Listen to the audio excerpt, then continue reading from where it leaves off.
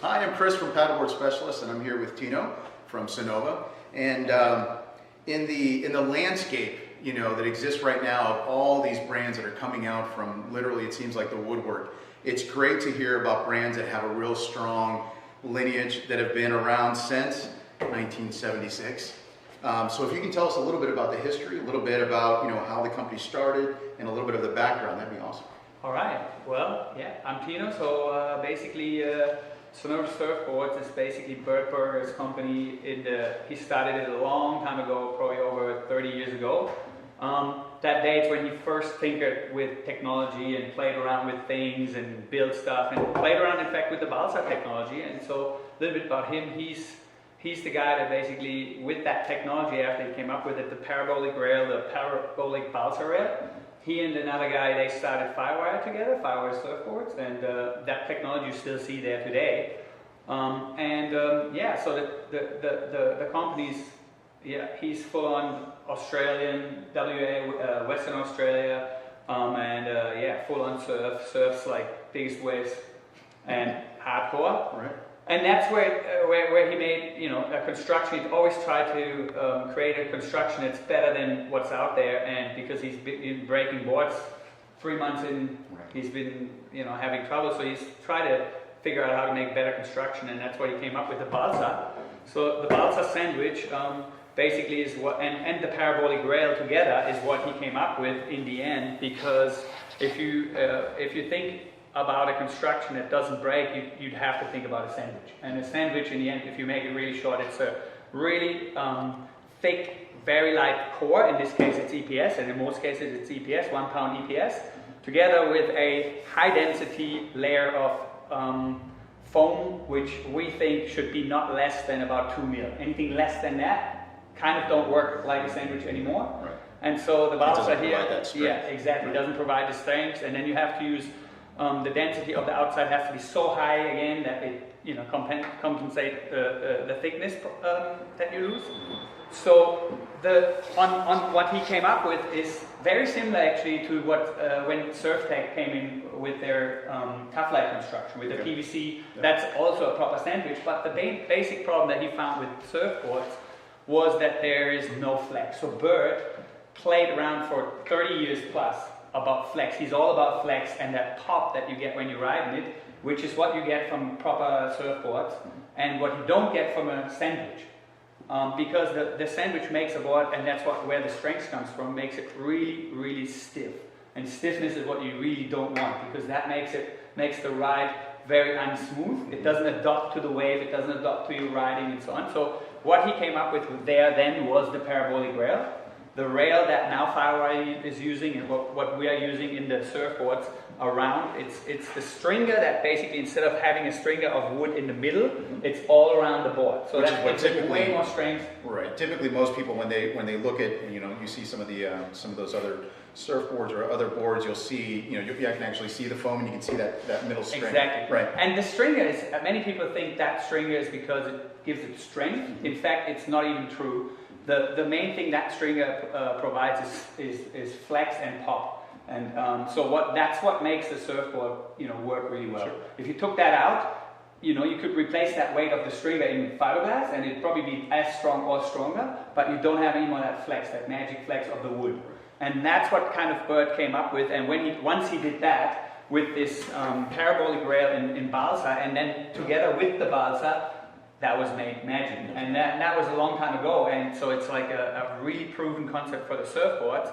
And so when we started the last version of the Sonova company in Thailand, after he worked with Firewire, we thought, wow, this technology is so good, it's amazing. And you see these parabolic rails everywhere, at Hayden, everything's like a variation of that idea of having a stiff rail only rather than it everywhere being stiff. And that gives it this magic feel.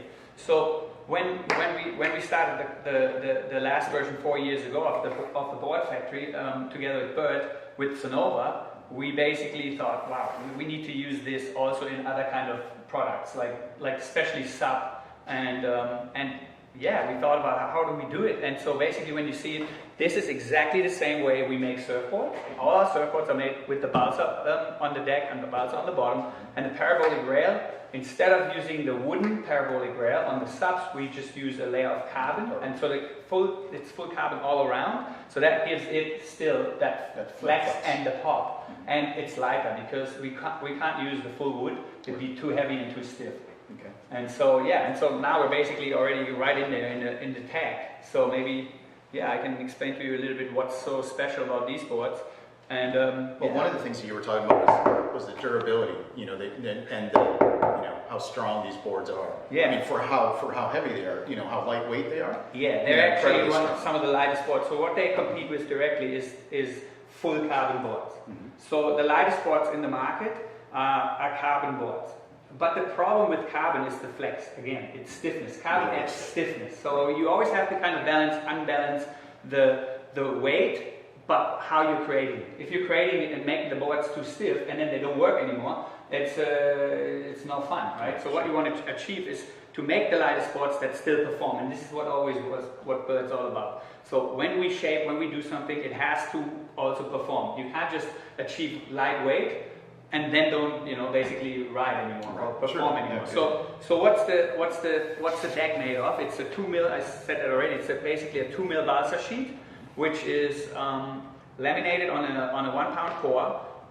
Again with another lamination outside, and the same is on the bottom. On the bottom it's 1.5 mil, and you can see this already. It's kind of it's kind of hardcore. I mean the work that you can see, it's almost like a floor, right? Mm-hmm. This is one full panel here. You can see that right here, one strip, and then we basically puzzle this together in a way that we take heavier density wood. The wood's about 120 to 140 kilo density, and so we take heavier pieces that we weigh first and put them in areas where it's more important, whereas lighter panels over here, so we can actually create a sheet of balsa, we call it a skin, that is perfectly chosen for this reason or this shape. Yeah, well obviously when you're having a surf shape, mostly you're standing in this area, right? Yep. You will never kind of walk there, right. Especially with this shape. And so we can use lighter wood here and heavier wood there, which again, overall, instead of using one density the same, allows us to reduce the weight once again.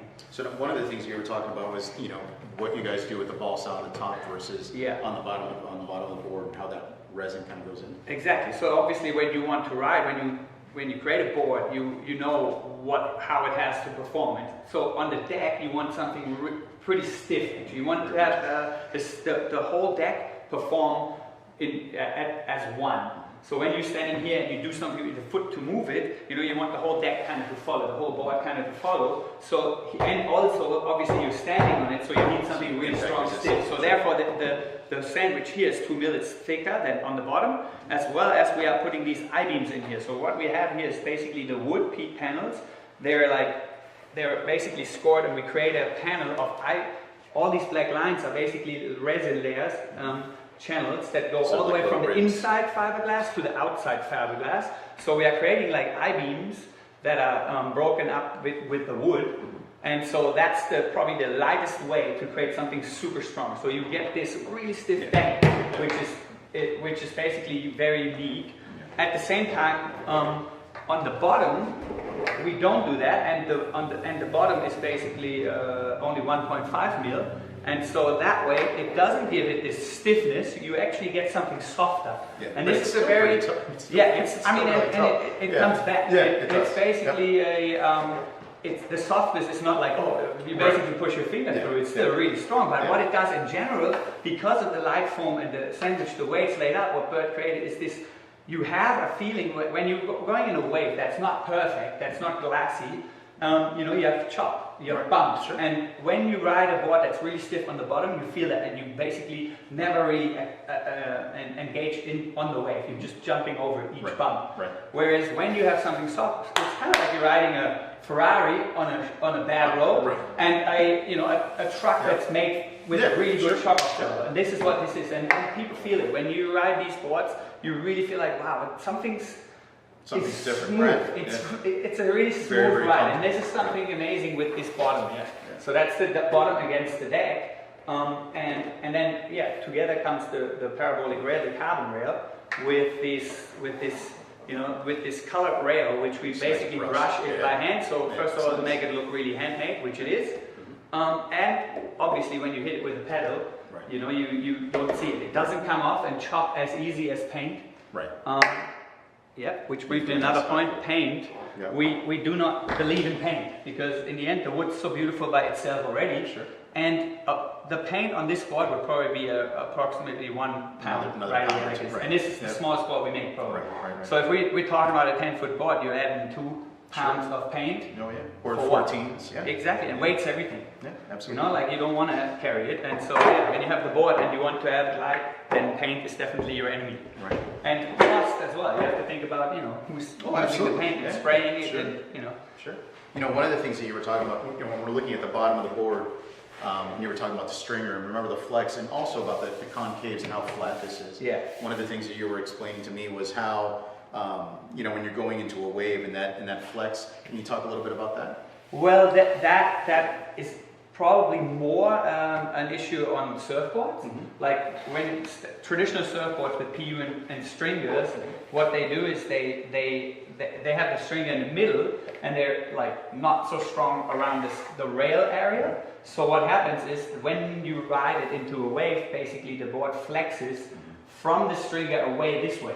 Right. So it changes basically the shape of the The bottom entire contour. shape, right. Yeah, and so what Bert's philosophy is that the fastest thing on a water, on a flat surface, is also a flat surface. So what you want to achieve is you have a flat surface that goes in the wave and rides, and therefore it's fast. And it's consistent. And so what Bert believes in then, in normal construction, the bottom contour is actually there because when you're riding, it flexes to be flat. To be flat, right. So the contour actually just accommodates the fact that once you're riding, it changes to be flat. So our boards, the parabolic surfboards, they do not change the shape at all because there's so much stringer around and it keeps the shape really well. Therefore, there is much less need, it's not no need, but there's much less need of a bottom contour. Right. So most of Bert's shapes actually accommodate just a millimeter just a of very slight concave, and that's the same with this. Even though on the SUP it's not as critical because you don't actually really bend the board that much, but it's the same thing. So Bert is a very strong believer in simple shapes, very simple shapes, and then adding a few features here and there to make it work really well. So yeah, but he probably can talk about that much easier than me. And yeah. So when you start looking at how you've carried over this technology into your 10, 11, and 12.6 and your 14s, and again, you're still able to keep a really, really low weight, but incredibly strong board. Yeah, and we've seen it. I mean, right now the strength compared to what's out there and our warranty rate is really good. So I have to say, when I work in Cobra, I'm pretty sure that we're doing a really good job. I mean, and this is the strength, the technology, the way it works. Like, I mean, we can go to this point here. The fins are set in, and that's a really unique way of doing it. There is inside where the plugs are, there is actually a real high density PVC piece separated just in here and another one in here, which basically is laminated in before we even cut the foam core, and then this part of wood is balsa. Outside is balsa, and here is bamboo, and the bamboo is basically 600 kilos. It's super strong, and we're laying up about 4 panels of the bamboo together with fiberglass, laminate that together and cut it out, and it's basically put in by the CNC machine. The balsa is cut out and the bamboo is put in. So what we're creating is this massive, super strong area around the fins, and plus there's extra fiber layers over there. So we've never had an issue with fins actually popping out or pulling out the plugs. They're super strong in there. So there's all these details that makes everything pretty strong. Another thing that works for strength, people don't even understand so much about it, and there's a lot of education that goes into a vent. We're using a Gore-Tex vent in all the any of our So boards, that's a even in the one-way- small. one-way vent. Yeah, so it's a breathing vent. It breathes air in and out, but water cannot go in. Right. So and obviously not out either. But obviously you don't want to have the water inside, so it Right. shouldn't ever be in it Yeah. if everything is good. Right. So this vent, Bert came up with it because again, it's really high quality. It's an aluminum vent that's anodized, so it in fact, once you get your board, you never need to touch it. Right. It just stays there, and you don't worry about it. Why is a vent critical? It's because if you have the board inside, and we've already explained the sandwich, basically you mostly have air inside. The EPS 1 pound core is so light that there's so much room in there for air, and that is basically what is inside. Inside this EPS is a lot of air, and what happens with air when it gets hot and cold is it expands or it extracts. So when it's warm, it becomes bigger. Right. And so what happens with this board, if you imagine this board now like this, gets warm, it does this. Right. It gets cold, it does this. Right. It's like basically Yeah, like that, right? And so that can go up the way, and people know that. If you don't take care about your board and you put it in the sun, it can explode. Sure. It can go, or you take it into a plane get and it can delamination explode. and you get a- Yeah, and then Sure. where from windsurfing, people use the screw and you have to take care about it and you forget about it. And windsurfers might be known and using it for a long time now, but I mean, for supping, it's not so something that people know a lot. So we want a vent. I mean, that was Bert's idea. Surfers, they don't really want to deal with it. Worry about it, And right. so what it does though is, if you imagine you have this rigid surface that we already said, right? No matter what inside, it'll move. So this thing moves all the time, always. You know, you put it in your car, it gets hotter, it gets more. It's out in the sun, it's there. And then you ride in it, it's less. And you know, you put it in your home, it's thin, it gets cold, whatever. It does this the whole time. So what happens with something rigid that does this the whole time? It cracks. Everywhere it cracks. And what it does, there's this underneath the wood and above the wood, there's this foam. These fiberglass resin layers that crack, and when they do that, you don't even see it, but when they do that, the board becomes less durable. Every time it does this, it cracks everywhere a little bit more, and so what that ends up, it will break at some point. So maybe the durability, if you didn't have this, is probably up to three times more. And so what this does, it doesn't allow this to do that, because every single time it wants to do this, it basically goes, and it goes the other way. So it breathes the whole time, so it never has these extra things, this pressure on it, and so therefore this is really good for durability. And for flex, it's the same thing. If you try to imagine somebody massages you, right? Sure. And you push you in, you You're immediately, holding your breath. and if you hold your breath, it hurts. It's Yeah. like, but if you push it out, Right. you know, and it's the same thing. When you ride, and again, the SUPs have less flex, but they do still have it. Sure. When you're riding and you're pushing it, and you're riding it on a wave, and you're going down the bottom turn, you're going up, you really push the body Pushing into a down. flex, into a movement, and that again pushes out the air. So what that allows it does allow it even more flex than it would have. So especially on the surfboard, the vent is actually helping not only for durability issues, but also for performance issues. So that's the big point. Yeah, well, that's another. The vents, it's probably the most underrated part of the board. Well, in fact, manufacturers take it out. Yeah. And it's a big mistake. Right. I mean, Well, we've had several. You know, we always have people, and they always ask, and we actually put it in. You know, when we ship a board, we tell them what the vent's for and what it does and everything. But it's great. I mean, to hear the explanation from direct from the factory. You know what I mean? And that's really what's key is, you know, you can tell that you guys have thought about everything. You guys have been doing this for such a long time. You know, and you can really see that in the way that you guys produce your boards. The quality of the construction is like nothing I've ever seen. In all honesty, I mean, I think it's beautiful. I can't wait to get the sub ships into the shop and get those things out. Yeah, get those things out there. So thank you so much for your time. Cool, man. Thanks. Stoked.